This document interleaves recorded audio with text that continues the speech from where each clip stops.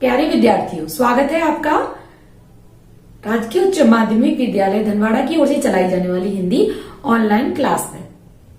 तो आज हम पढ़ेंगे सूरदास जी के विषय में जान लेते हैं। आइए देख। सूरदास जी का जन्म 1540 संवत मृत्यु संवत 1620 में जन्म स्थान रुनकता आगरा और मथुरा के बीच में हुआ। कुछ विद्वान सिही ग्राम को भी मानते हैं। इनके पिता का नाम रामदास वार्ता साहित्य और भक्तमाल के आधार पर सारस्वत ब्राह्मण माने जाते हैं। साहित्य लहरी के अनुसार ब्रह्मभट्ट माने जाते हैं। इनकी जन्मांधता पर भी विवाद है। कुछ विद्वान ये कहते हैं कि ये जन्म से अंधे थे और कुछ विद्वान कहते हैं ये बाद में अंधे हुए। आचार्य वल्लभ के सिद्धांतों में दीक्षित होने के बाद इनकी दास्य भाव की भक्ति सख्य भाव में परिणत हो गई। सूरदास जी की उपलब्ध रचनाएं सूर सागर, सूर सारावली और साहित्य लहरी है। सूर सागर इनका प्रामाणिक ग्रंथ है जो इनकी कीर्ति को अक्षय रखने के लिए पर्याप्त है। सूरदास जी ने ब्रज भाषा का सुंदर प्रयोग किया है। तो अब हम आगे सूरदास जी के 4 पद जो कि कक्षा 10वीं की पुस्तक क्षितिज में दिए हुए हैं। प्रथम पद में इनके कृष्ण और राधा के प्रथम मिलन का वर्णन किया गया है और 3 पद पुस्तक में सूरदास जी के 4 में जो प्रथम पाठ है उसमें 4 पद लिए गए हैं। तो पहला पद राधा और कृष्ण के प्रथम मिलन से संबंधित है, जिसमें राधिका ब्रज की गलियों में आती है और कृष्ण उनसे अपरिचित है। पूछ बैठते हैं कि आप कौन हैं।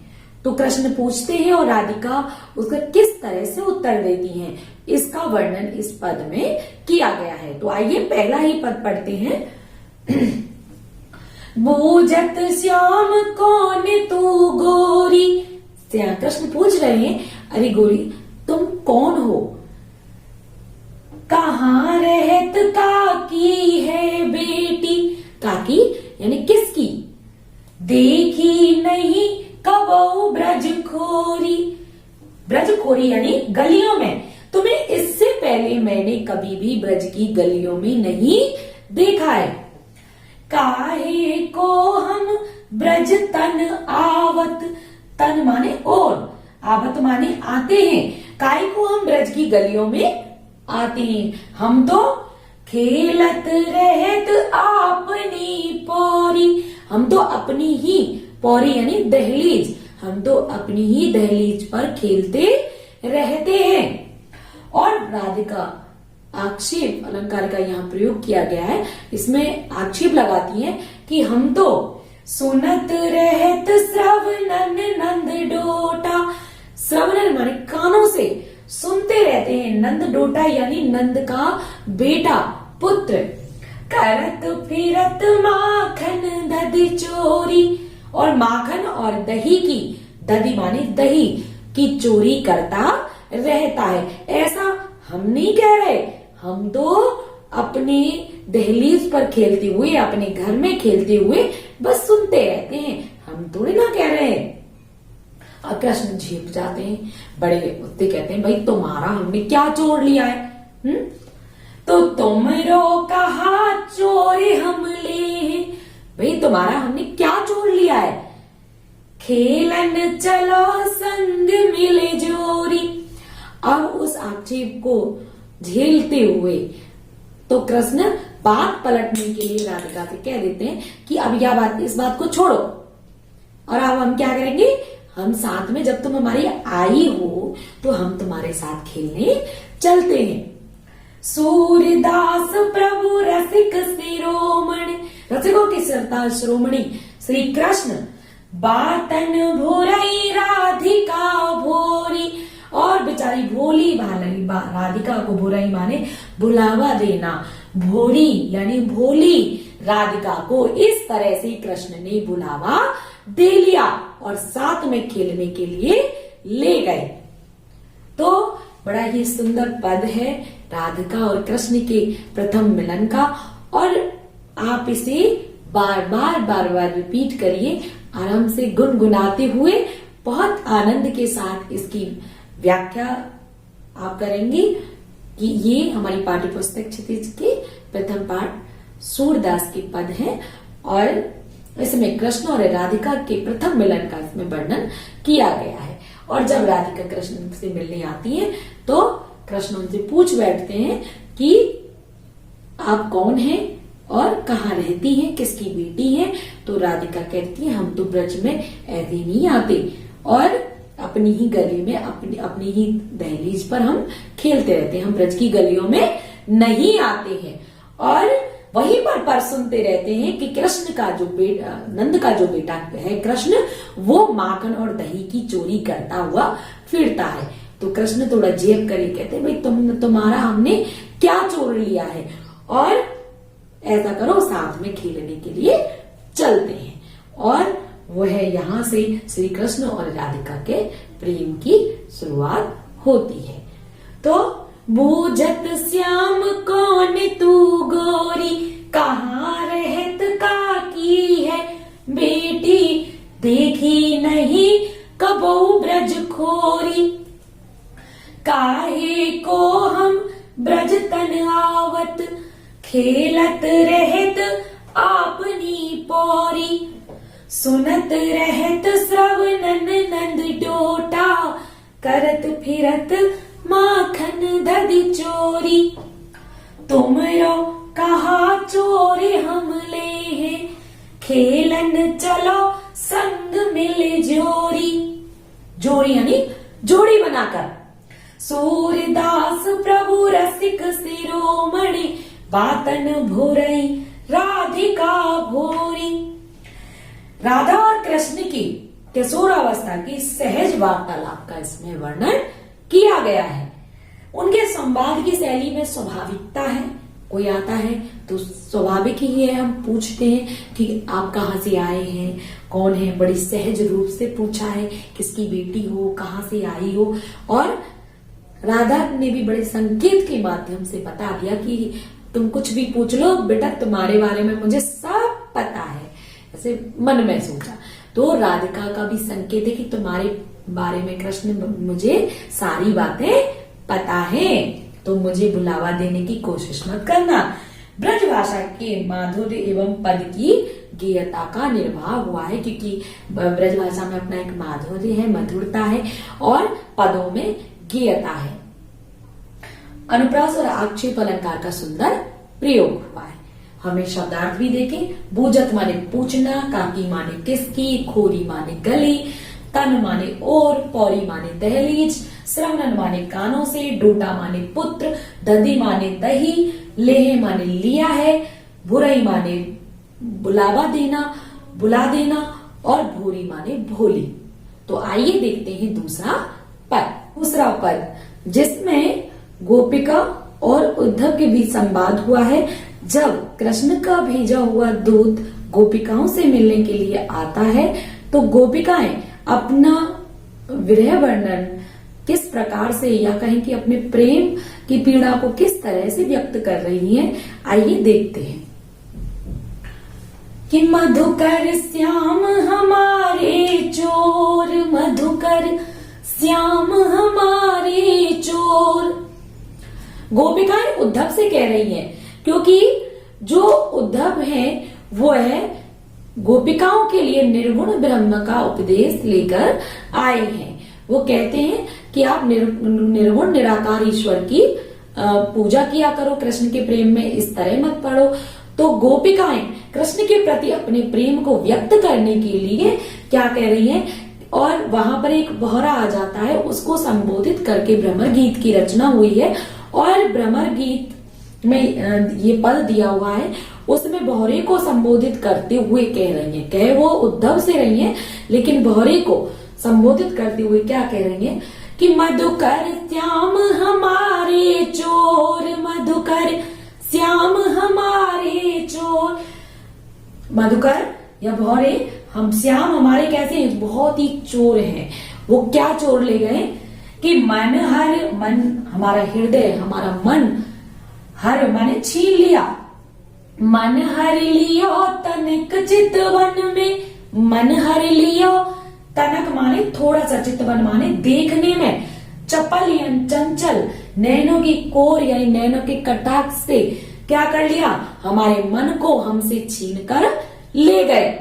कि मन हर लिया तनिक चितवन में, चपल नैन की कोर, मधुकर श्याम हमारे चोर, मधुकर श्याम हमारे चोर। क्योंकि हमारा मन को हर कर ले गए, किसमें, थोड़ा सा देखने में, तिरछी नैनों से देखने में, चपल जो कि चंचल नैन है, उनसे चंचल नैनों से तिरछा देखने में ही हमारे मन का हरण करके ले गए, मधुकर श्याम हमारे चोर। और हमने तो क्या कर रखा था, अपने हृदय के अंदर उनको प्रेम से, प्रीति से, स्नेह से पकड़ रखा था, लेकिन सारे बंधनों को तोड़ करके और हमें मुस्कुराहट रूपी रिश्वत दे करके, अकोर यानी रिश्वत दे करके सारे बंधनों को छुड़ाकर चले गए। और चौक परी जागत निस्बीती, मैं जैसे मोह निद्रा से जब जागी, एकदम से जैसे मानो मैं उनको स्वप्न में देख रही हूँ, उनके मिलने का स्वप्न देख रही हूँ, और मैं उस मोह निद्रा से जाग उठी, और जब जागी तो देखा एक दूत आया हुआ है। भौर माने दूत मिला है, भौर यानी सवेरे एक दूत का आगमन हुआ। और सूरदास प्रभु सर्वस लूटो, सूरदास जी कह रहे हैं, गोपिका कह रही है कि हमारा तो कृष्ण के जाने से सब कुछ लुट गया है। और कौन लूट कर ले गए, जो चतुर हैं, नवल नए हैं और किशोर हैं, यानी श्री कृष्ण, चतुर नवीन नवीन श्री कृष्ण हमारा तो सब कुछ लूट कर ले गए हैं। तो मधुकर श्याम हमारे चोर, मधुकर श्याम हमारे चोर, मन हर लियो तनक चितवन में, थोड़ा सा देखने में ही हमारे तो मन का हरण करके ले गए।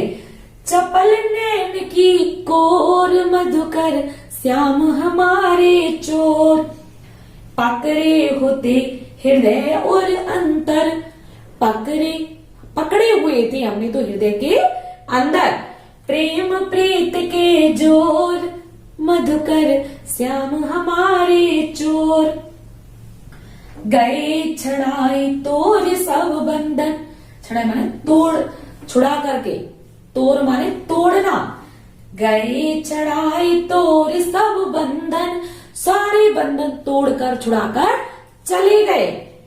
दे गए हसन अकोर, मुस्कुराहट रूपी अकोर यानी रिश्वत देकर चले गए। गए चढ़ाए तोर सब बंधन, दे गए हसन अकोर, मधुकर श्याम हमारे चोर, मधुकर श्याम हमारे चोर। चौंक पड़ी, मैं तो एकदम से चौंक पड़ी, जाग गई, जागत निस्बीती, चौंक पड़ी जागत निस्बीती, रात्रि बीत गई, मोह रूपी रात्रि बीत चुकी थी और मैं एकदम चौंक कर खड़ी हो गई। दूत मिलो एक भोर, और जब मैं जागी तो सवेरे एक दूत मिला। सूरदास प्रभु सर्वस लूट्यो, हमारा तो सब कुछ लुट गया कृष्ण के, जो कि क्योंकि हमारे तो सब कुछ श्री कृष्ण थे, हमने उन्हें अपने हृदय के अंदर बंद भी कर रखा था, लेकिन सारे बंधनों को छुड़ाकर, मुस्कुराहट रूपी रिश्वत देकर, वो नागर नवल नए चतुर श्री कृष्ण हमारे प्रेम के सारे बंधनों को, हमारी प्रीति के, हमारे स्नेह के सारे बंधनों को छुड़ाकर चले गए। गोपिकाओं की भावाभिव्यक्ति सहज और एवं भावपूर्ण है। पद में गेयता है, अनुप्रास अलंकार का प्रयोग है कि अंतिम वर्ण भी मिल रहे हैं और वर्णों की जहां आवृत्ति होती है अनुप्रास अलंकार होता है। ब्रज भाषा का बड़ा सुंदर प्रयोग किया गया है। इसकी भाषा ब्रज है, माधुर्य गुण है और श्रृंगार रस का सुंदर प्रयोग हुआ है। और श्रृंगार रस में भी विरह श्रृंगार का प्रयोग हुआ है, क्योंकि गोपिकाएं विरह में हैं और श्री कृष्ण को संदेशन मधुबन कूप भरे। गोपिकाएं कह रही हैं कि हमने तो इतने संदेशे भेजे कि मथुरा के कुएं भी इससे भर गए होंगे। और श्री कृष्ण तो अपने पत्र तो भेजते नहीं है, पटवत माने भेजना, तो अपने तो पटवत नहीं मोहन, हमरे फिर न फिरे और हमारे फिर से वापस भी नहीं किए, भेजे ही नहीं। जिते पथिक पठे मधुबन को, जिन राहगीरों को हमने पत्र लेकर भेजा वह संदेश वाहक भी वापस नहीं आए। बहुर माने फिर से, शोध माने याद भी नहीं किया। कहवे श्याम सिखाए प्रमोदे, यह तो वो श्री कृष्ण ने समझा बुझा के या मुक्त कर लिए ताकि वह लौट के इस रास्ते से न आए और हमारा जो पत्र भेजा है उसका उत्तर भी हमें ना दे, और या फिर कहूं बीच मरे, या फिर वो बीच में ही मर गए। अब यहाँ उनका थोड़ा सा क्रोध व्यक्त हो रहा है। कागज गरे मेघ मसी खूटी, बारिश से या मेघों से क्या हुआ, कागज पूरी मथुरा के कागज गल गए होंगे। मसी खूटी, स्याही गिर गई होगी या खत्म हो गई होगी। सर दब लाग गिरे, और सरकंडों में क्या हुआ होगा, जिनसे कलम बनाई जाती है वह भी उनमें आग लग गई होगी। ये गोपिकाएं अपने क्रोध में कह रही हैं, विरह की अधिकता में कह रही हैं। और सेवक सूर लिखन को अंधो, और सूरदास जी कह रहे हैं कि गोपिकाएं कह रही हैं कि वो तो लिखने में क्या अंधे हैं, वो सेवक, वो तो अंधा व्यक्ति पत्र कैसे लिख सकता है। पलक कपाट अरे, अरे उनके पलक रूपी कपाट खुल ही नहीं रहे होंगे। और सेवक सूरदास जी कहते हैं कि मैं जैसे सेवक भी कैसे पत्र लिख सकता है। इसमें गोपिकाओं का कहना भी ये है कि वो तो लिखने के ही, वो तो आंखों के ही अंधे हैं, इसलिए वो पत्र नहीं लिख पा रहे होंगे, उनके पलक कपाट भी नहीं खुल पा रहे होंगे। अब इसमें पलक कपाट में रूपक अलंकार का प्रयोग हुआ है, और इतनी सारी चीजें हुई हैं कि ऐसा हुआ होगा, वो हमने मतलब इतने पत्र भेजे हैं कि मथुरा के कुएं भर गए होंगे, तो इसमें अतिशयोक्तिपूर्ण वर्णन किया गया है और इसमें अनुप्रास अलंकार का सुंदर प्रयोग किया गया है। फिरे न फिरे में भी है और अंत में तुक मिलती है, वहां भी अनुप्रास अलंकार का प्रयोग होता है। तो एक बार देखते हैं कि संदेशन मधुवन कूप भरे, संदेशन मधुवन कूप भरे, अपने तो पठवत नहीं मोहन, अपने तो पठवत नहीं मोहन, हमरे फिरे न फिरे संदेशन मधुवन कूप भरे। जिते पथिक पठे मधुवन को, जिते पथिक पठे मधुवन को, बहुरे न शोध करे संदेशन मधुवन कूप भरे। कि अपने तो वो भेजते ही नहीं है और हमारे संदेशों की भी उन्होंने याद नहीं रही, फिर से शोध करे यानी सुध नहीं ली कि वो हमें कम से कम उनको वापस तो भेज दे। कहवे श्याम सिखाए प्रमोदे, कह तो उनको समझा बुझाकर प्रेम से मुग्ध कर लिया होगा श्याम ने। कह कहूं बीच मरे संदेशन मधुवन कूप भरे, कागद गए मेघ मस खोटी, कागद मसे खत्म हो गई, टूट गई या बीत गई। कागद गए मेघ मस खोटी, सरदब सरकटों में आग लग गई, सरदब लागे जरे संदेशन मधुवन कूप भरे। सेवक सूर लिखन को आंधो, ये सूरदास जी तो कहते हैं कि वो तो ये सेवक तो लिखने का ही अंधा है और इसके पलक कपाट गिरे हुए हैं, खुल ही नहीं रहे। और गोपिकाओं का यह क्रोध भी व्यक्त हो जाता है कि वो तो है ही शुरू से अंधे।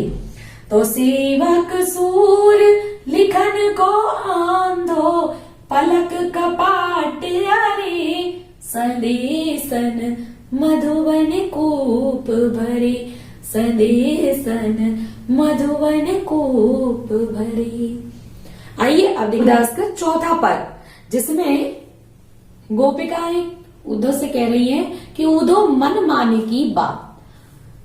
उद्धव गोपिकाओं को निर्गुण निराकार ब्रह्म की उपासना का संदेश देते हैं और गोपिकाएं सगुण ईश्वर की कल्पना या से प्रेम या श्री कृष्ण से प्रेम का संदेश देती है। वो कहती है कि हमें तुम्हारे निर्गुण से कोई संबंध हमारा नहीं है, हम कृष्ण को प्रेम करते हैं, हम सगुण को प्रेम करते हैं जो हमारे सामने है और कृष्ण हमारे सामने है। हमें तुम्हारे उस निर्गुण निराकार ब्रह्म से कोई मतलब नहीं है, हम योग को नहीं अपना सकते क्योंकि हम श्री कृष्ण से प्रेम करती हैं। अब गोपिकाएं उसको उदाहरण देके बताती हैं कि तुम्हें निर्गुण निराकार ब्रह्म से की आराधना करनी है, तुम्हें योग मार्ग अपनाना है, लेकिन हमें उसमें कुछ भी अच्छा नहीं लगता क्योंकि उन्होंने एक जगह सूरदास जी के पद भी निर्गुण कौन देश को बाती, हम नहीं जानते, हमारा उससे परिचय नहीं है, तो इसलिए हमें तो ये बिल्कुल थोथा लगता है।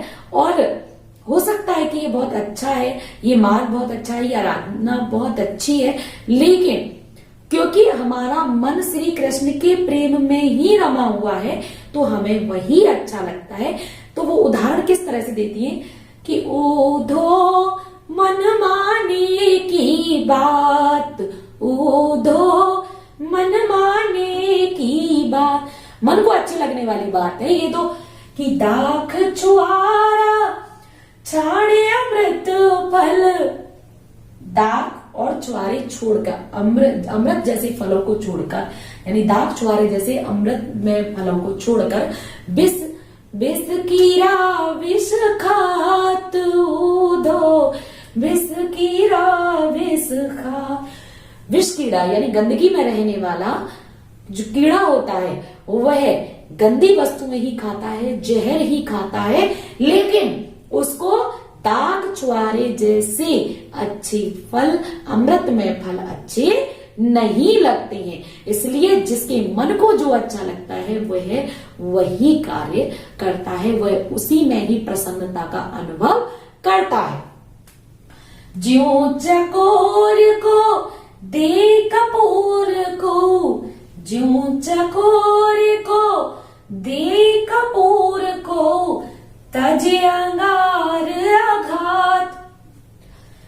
चकोर को शीतलता प्रदान करने वाली वस्तु कपूर भी दे तो वह उसको भी छोड़कर अंगारे खाता है, यानी उसको कोई प्रभाव नहीं पड़ता कि कपूर शीतल है या नहीं, क्योंकि उसको लगते तो अंगार ही अच्छे हैं। इसलिए उद्धव हो सकता है कि तुम्हारा योग मार्ग अच्छा हो, तुम्हारा वह निर्गुण निराकार ब्रह्म अच्छा हो, लेकिन हमारा मन तो श्री कृष्ण में रमा हुआ है, इसलिए हमें तो वही अच्छे लगते हैं, हम तो उन्हीं से प्रेम करते हैं, हम तो उन्हीं के प्रेम में पागल हैं।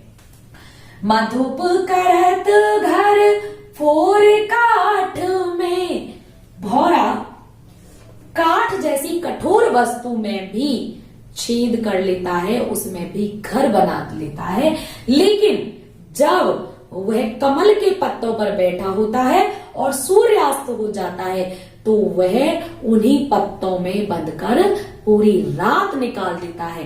क्या कठोर काठ को फोड़ने वाला मोहरा क्या कमल के मुलायम पत्तों में, कोमल पत्तों में क्या छेद नहीं कर सकता? क्या वो स्वतंत्र नहीं हो सकता? लेकिन उसको तो कमल के अंदर बंधा रहना ही अच्छा लगता है। तो मधुप करत घर फोर काठ में, बंधत कमल के पात, ओधो मन माने की बात, ओधो मन माने की बात। ज्यों पतंग हित जाने आपनो। पतंग को उनमें दीपक में वो जलकर मर जाते हैं, लेकिन वह दीपक से प्रेम करते हैं, इसीलिए वो अपना हित भी दीपक के साथ मानते हैं और लपटाती यानी उसे लिपट जाते हैं या उसमें गिर पड़ते हैं और अपनी जीवन लीला समाप्त कर देते हैं, लेकिन फिर भी वह दीपक के नजदीक आते हैं। ज्यों पतंग हित जानिए अपनो, दीपक सो लपटात, ऊधो मन माने की बात, ऊधो मन माने की बात। सूरदास जाको मन जासो। सूरदास जी कह रहे हैं कि गोपिकाएं कहती हैं कि जिसका मन जिससे रमा रहता है, जिसको वह जो कार्य अच्छा लगता है वह वही कार्य करता है। सोई ताहि सुहाग, जिसका मन जिससे रमा हुआ है, जिसका मन जिससे लगा हुआ है, जो जिसको प्रेम करता है, वह उसको वही सुहाता है यानी अच्छा लगता है। तो गोपिकाएं कह रही है कि ऊधो मन माने की बात, ऊधो मन माने की बात।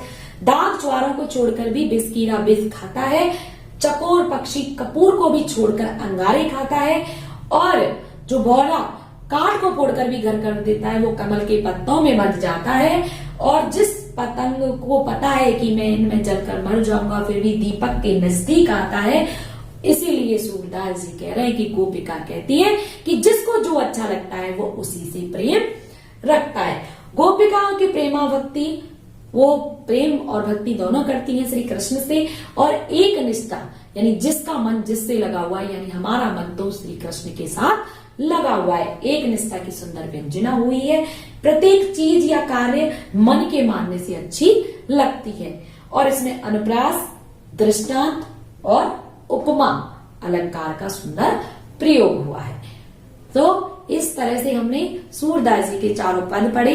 एक बार इसके शब्दार्थ भी देख लेते हैं। बिस्कीरा यानी बिस्कीड़ा, कपूर चकोर पक्षी के लिए आया है, दाख किसमें जैसा बड़ा फल, पतंगे, दीपक अब जो लपटात माने लिपटता है, सुहाता माने अच्छा लगता है, ताए माने उसको, सोई माने सुहाता है अच्छा लगता है, जाको मन जासो जिसका मन जिससे रमा हुआ है। तो इस तरह से हमने पढ़े सूरदास जी के चारों पद और उनके शब्दार्थ। तो आगे हम एक नए पाठ के साथ जल्दी आएंगे, तो बने रहिए NG चौधरी के साथ। कोई भी अगर और चीज समझ में नहीं आती हो तो आप मुझे कमेंट करके पूछ सकते हैं।